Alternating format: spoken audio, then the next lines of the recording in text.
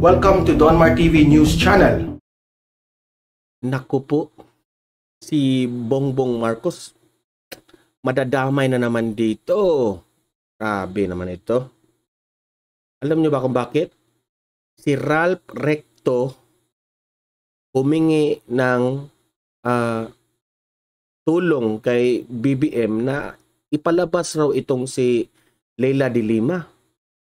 Again, itong si Ralph Recto, sinabihan niya si BBM na kung pwede ipalabas na itong sa kulungan si Leila de Lima. Ano ba yan, Ralph Recto? Okay, pero bago natin itatalakay yan, mag-like muna dito sa YouTube natin, like and share this para kakalat ito sa mga BBM supporters, sa friends and families natin at sa taong bayan na rin. Okay? Importanteng mag-like tayo para kakalat itong video natin. Okay? So, subscribe to my channel, Donmar TV, and hit the notification bell so that you will be updated sa mga balita na kagaya nito. Okay? Okay, ito nga, gusto nilang palabasin itong si de Lima. No? Humingi ng umanhin itong si Ralph Recto kay Bongbong Marcos, nananawagan siya na ipalabas raw si Leila de Lima. Ano ba yan? Hindi ko maintindihan, Ralph Recto. Bakit ganon? No? Senador ka pa naman. Oh. Yan ay hiling ni Ralph Recto kay BBM. Gusto niya palabasin si Leila de Lima. Pwede ba yun? Oh, pwede makapardon. Pero, nga naman ganon-ganon na lang. Magkapartido si Ralph Recto at itong si de Lima kasi kapartido ito sila. Sila dalawa. Si BBM, walang kinalaman dito sa kaso ni Leila de Lima. Okay, Ralph? Senador Ralph Recto, walang kinalaman si BBM dyan. Hindi naman husgado itong si BBM. Oh. Siguro naman, Ralph Recto, alam mo ito, di ba? Senador ka, alam mo ito, husgado ang maghuhusga dyan kay Leila de Lima kung makalabas yan o hindi. Kung matatandaan natin, no? Itong si de Lima, nakulong ito dahil may connection ito sa yung kaso niya doon sa di ba? Connected sa droga. Malaking kaso ito. Hindi ganun-ganun yan na hihiling kay BBM na ipalabas itong si Leila de Lima. Hindi ganun yan. Senador ka, Ralph Recto, alam mo yan na husgado ang maghuhusga sa hatol ni Leila de Lima. Okay? Hindi basta-basta ganun yan. It's the court's decision kung makalabas ba si de Lima or hindi. Hindi mo ba alam yan, Ralph Recto? Ang tagal-tagal mo na sa Senado.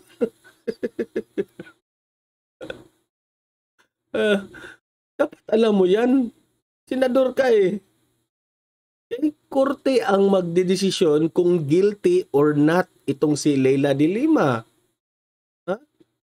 Yeah, kasi lagi kasi kayong pinolotika kasi yung mga isip mo hindi yan pwede politiko, politika, ganun, na pwede kang hihiling kay BBM.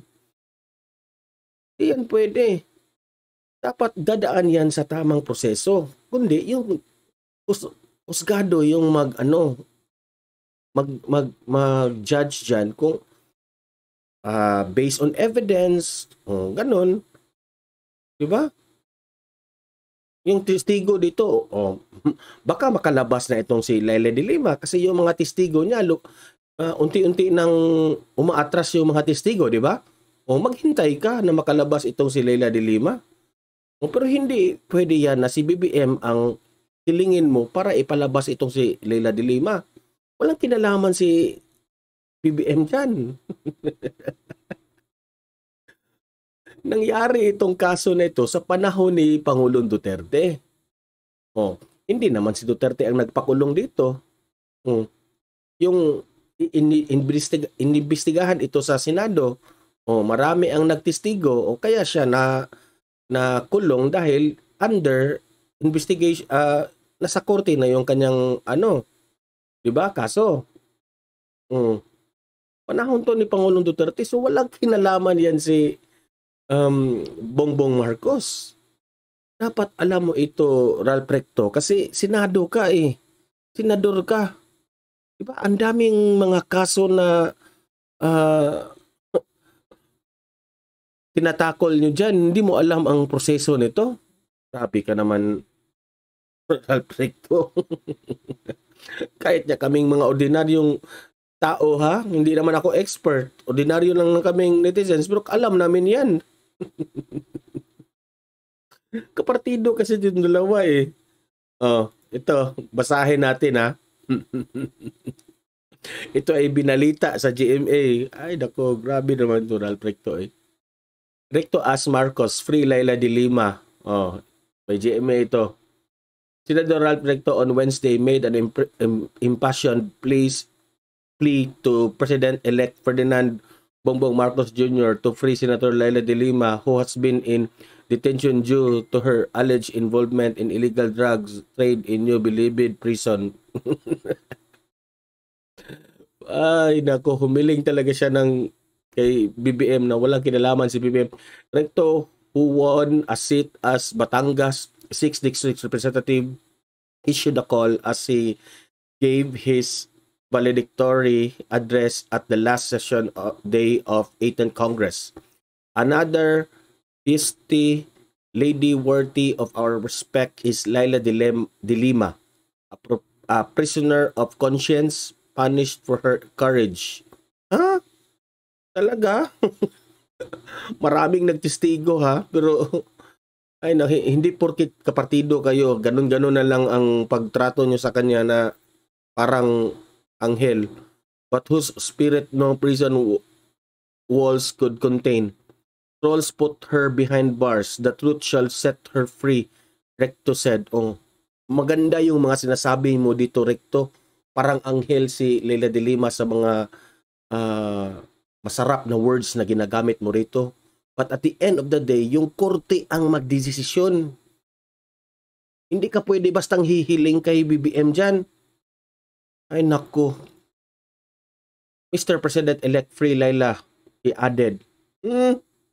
The outgoing senator gave tribute to each senator of the 18th Congress through anecdotes that evoke nostalgia and laughter in the chamber session hall. Okay, mag-comment ako dito sa bilang isang ordinaryong tao lamang. This is my own opinion, okay? Klarong-klaro si Laila de Lima, ang maraming nagtestigo, tapos ganun ang sasabihin mo? Grabe. Hindi naman basta-basta ganun. Grabe. Hindi mo ba nakita yung mga testigo na alangan naman yun, mga yun, puros yun, props lang yun, diba? Hindi, basta-basta yung mag-testify ka in front of the big people sa mga senator doon. With Ping going full-time on apostolic duties, the public lost a watchman who shines a powerful lantern on national budget, or how taxes paid in cash are returned to the public in kind. He lives. Senator Panfilo Lacson, who enjoyed the rest of the occasion. In acknowledging Senator Richard Gordon, Recto recalled the Philippine Red Cross chairman's iconic photo during the Mount. So wala na itong kinalaman. Tingnan muna natin dito iba. Here was a running towards the most minority leader Franklin Drilon. Okay, yun lang lahat. Ay nako. So kayo mga kababayan, anong masasabi nyo dito?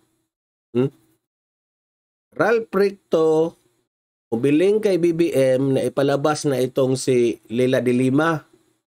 Tama ba yun? Bilang isang senador for how many years? Alam mo yan. Husgado ang maghuhusga kung siya ay makukulong o makalabas sa kulungan. Oh, klarong-klaro naman yan. Walang kinalaman si BBM dyan. Walang kinalaman si BBM dyan. Si BBM ay hindi husgado. Presidente siya ng Pilipinas. But meron siya, baka pardon siya. Oh, pero far out naman if i-pardon ito ni Bongbong Marcos.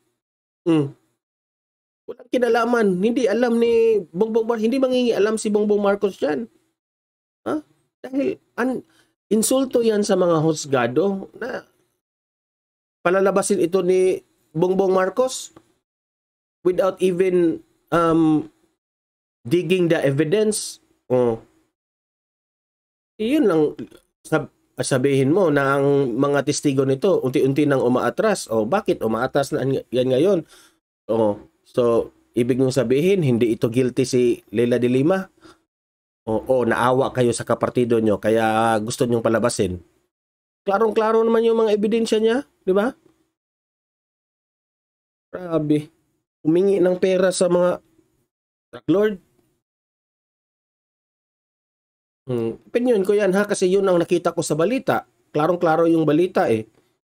Di mo ba alam yan, Ralph Recto? Nasa ang mundo ka noong panahon na yun. Hindi pwede ito na pupolitikahin mo.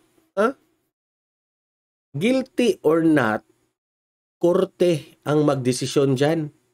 Naku po. Dapat alam mo yan, Ralph Recto. Nangyari ito panahon ni Pangulong Duterte. Klarong-klaro yan ha. Hindi panahon ni Bongbong Marcos. Kaya wag mong hilingin yan kay BBM. So ayan na nga mga Donmar TV. Ito mga pangyayari ito, hindi tayo magpapadala dito, okay? Walang kinalaman si Bongbong Marcos.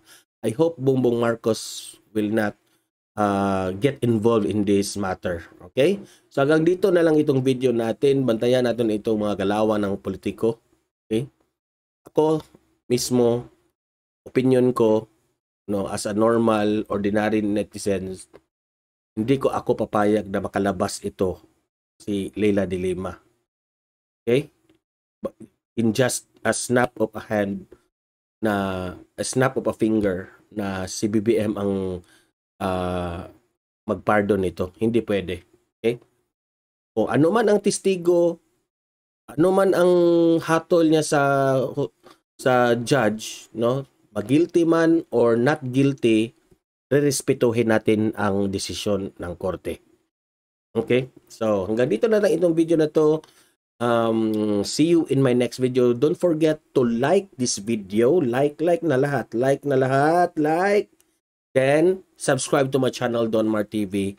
And click the notification bell so that you will be updated sa mga videos na kagaya nito. Okay? So, see you in my next video. Hope na sa mabuti kayong kalagayan. God bless to one and all.